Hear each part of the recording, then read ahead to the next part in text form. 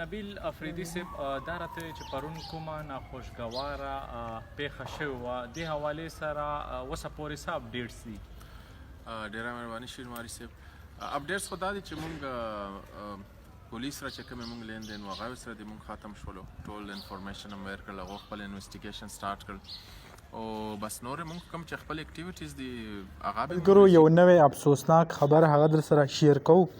د جمرود سیمې سره تعلق لرونکی نبیل کوم چې د قومي اسمبلی امیدوار دی د پاکستان تحریک انصاف سره د هغې تعلق دی او په آزاد حیثیت سره الیکشن لړاوی.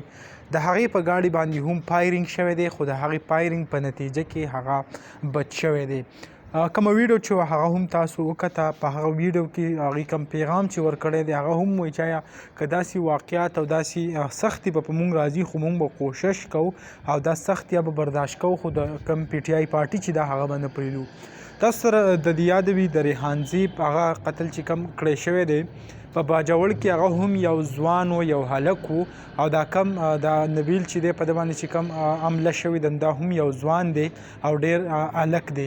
که ستاسو خیال وي د ریحان زیب کم قاتلان چې دي هغه لا تر اوسه پورې هغه لا پټ پناه دي، حکومت چې کم دی په هغې کې خپله کاروایي جاري به وي او که نه به وي خو لا فلحال په هغې کې څه ګرفتاري مخې ته لا نه ده راغلې. چې بل کومه واقعه چې ده هغه پسې هم شوې ده په جمرود کې او په جمرود کې په دې په ګاډي باندې فایرنګ شوی دی. کم تصویران او څه چې دي هغه تاسو په سکرین باندې کتې هم شئ چې کوم قسمه فایرنګ پسې شوی دی، د شیشې چې دي هغه هم لګېدلي دي او نور کم د سیټونو سایډونه او داسې پکې ویل کېږي ټیر هم پکې لګېدلی دی.